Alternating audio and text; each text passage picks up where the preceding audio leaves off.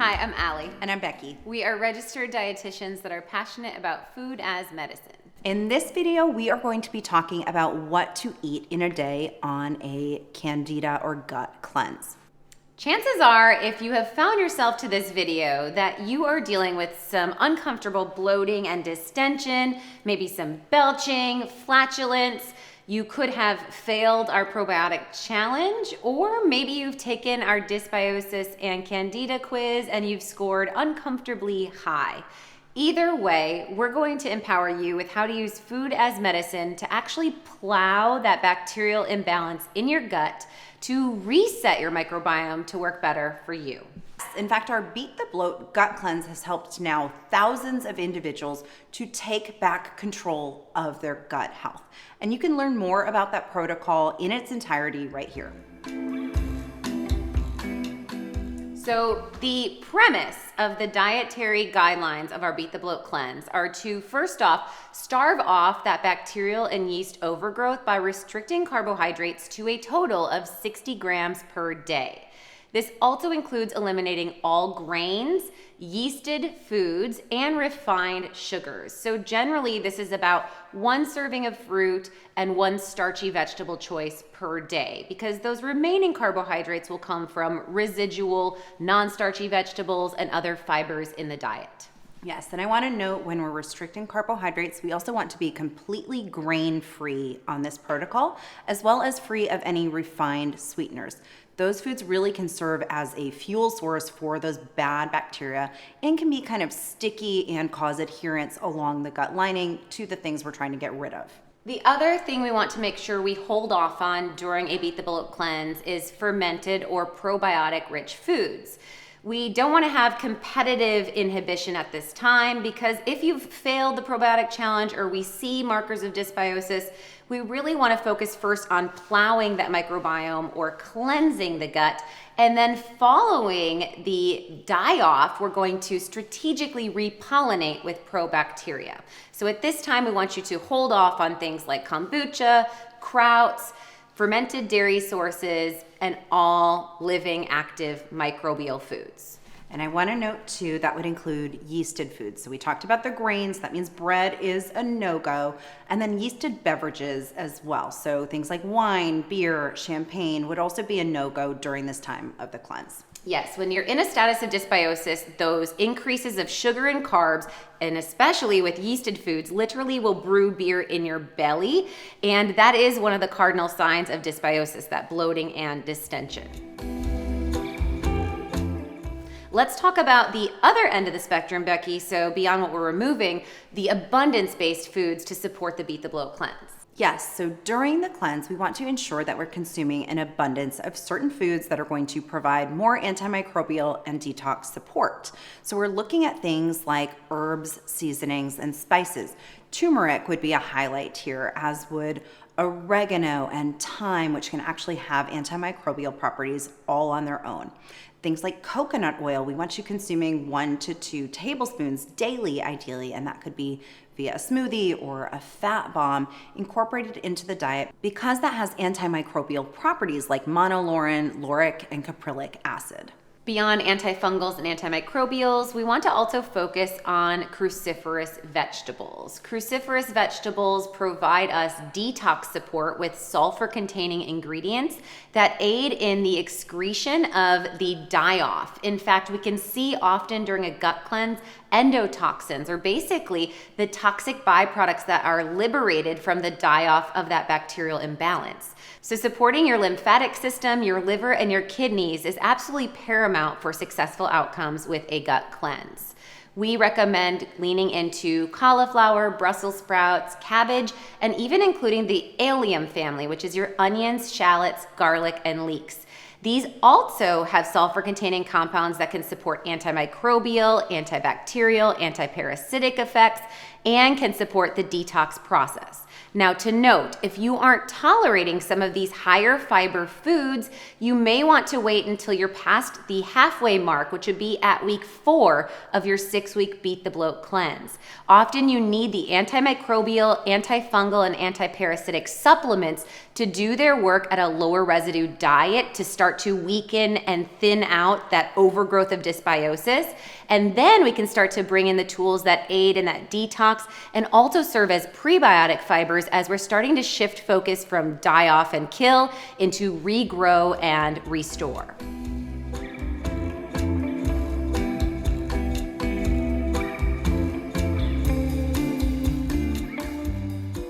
Okay, so we've got the things to avoid, we've got the things to incorporate. Let's just put it together in a sample day.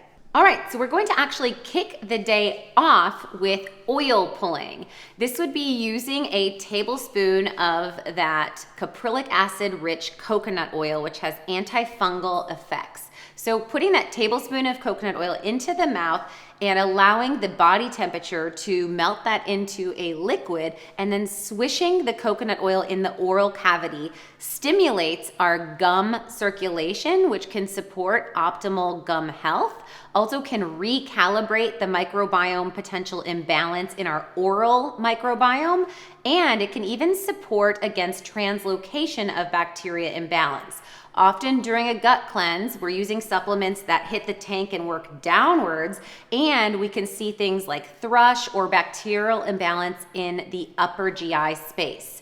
So doing the coconut oil kind of seals the tank from the top down and supports that antifungal property. Now, I will note when you do the oil pulling, you want to spit that oil that you've swished around your mouth for anywhere between 5 and upwards of even 20 minutes. Great to do maybe in the shower or while you're getting ready in the morning. Spit it into the trash. Don't swallow it because we don't want all of those yucky guys that we just kind of pulled out to go back into our system. So now that your jaw is exhausted and your oral microbiome is reset, we want to shift gears into having some warm lemon water. The warm lemon water is going to stimulate the liver and biliary system as well as gallbladder function with a bile push. When we have the sour of lemon paired with the bioflavonoids, which reduce inflammation in the body, this can stimulate our digestive juices, which can aid in bowel motility and really create an optimal digestive environment, as well as correct the pH of the stomach, regulating that hydrochloric acid, which is really important to combat or fight off bacterial infection in the first place. Now, kicking off, we want to break our fast, ideally with something light and bright, like a green smoothie. This keto green smoothie would be a perfect example where we've intentionally not put banana. There is a small amount of mango that's going to count as one of those carbohydrate choices that we mentioned. And there's a base of that coconut milk, which is again going to have that antimicrobial support. We also are pairing in this smoothie leafy greens, which are going to be a great source of something called sulfoquinavos, which can have further antimicrobial effect. Providing your body with something easy to digest like a smoothie is a great approach, especially when paired with a clean protein source like our naturally nourished grass-fed whey. Our non-denatured whey also has gut-supporting compounds. Because of the low heat processing, it retains immunoglobulins, which actually support the surveillance of our GI tract, aiding in combating pathogen or fighting bacterial infection, and supporting as a form of regulator of bacteria favorable strains. So grass-fed whey is going to give us protein and support that gut cleanse.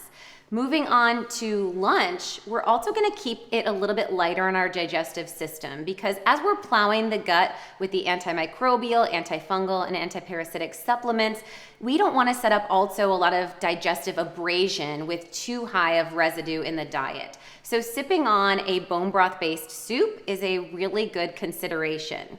I would recommend this 40 cloves of garlic bone broth based soup, which totally amplifies that antimicrobial, antifungal benefit of garlic. And we could throw in a couple poached eggs to increase the protein. And extra credit if we top it off with some microgreens like broccoli sprouts for some of that sulfur-containing detox support. Now, maybe around that 3 to 4 p.m. snack time, we want something a little more toothy that we can really sink our teeth into, if you will. So the raw walnut fudge that we do here in this video would actually be a fabulous option, especially if you are wanting a little maybe sweetness. We've got raw cacao, which actually has some antimicrobial and antioxidant properties, certainly. And then it's also paired with a high dose of coconut oil and walnut, which can also be antimicrobial. Following that mindful indulgence, we're going to bring in wild caught fish as an anti-inflammatory protein topped with our bacteria battling chimichurri. You can check out the recipe here, which includes oregano, thyme, garlic, olive oil, all in combination for a microbial reset. This can be drizzled on top of that salmon and even extended onto roasted veggies. So maybe doing a sheet pan of bell peppers and onions or Brussels sprouts would work really lovely as a side. And before bed, as you kind of wind down for the evening, we could replace maybe that evening glass of wine with something like our You Glow Girl tea, which is a combination of Rooibos and Hibiscus. This is going to have a very tannic flavor profile, which those tannins found in any form of tea can actually combat bacterial overgrowth as well. And it can help with depth and quality of sleep. That's really important because often during a gut cleanse, our body goes into more of a survival mode as it perceives this bacteria reset as a physiological stressor. You can learn more about ways to cope with your Beat the Bloat cleanse in this video, where we talk about lifestyle and other supplemental support to offset the die-off symptoms that some experience when they are resetting their microbiome. So if you're feeling intrigued or inspired by this way of eating and think that you've got a little bit of work to do on your gut, you can get way more support with our Beat the Bloat Gut Cleanse program, which we run live annually. And we also offer as an archive program to kind of hold your hand through all of the steps of the process. If you liked this video, be sure to give us a thumbs up and subscribe to the Naturally Nourished YouTube channel, where we share bi-weekly tips and tricks to empower you with food as medicine.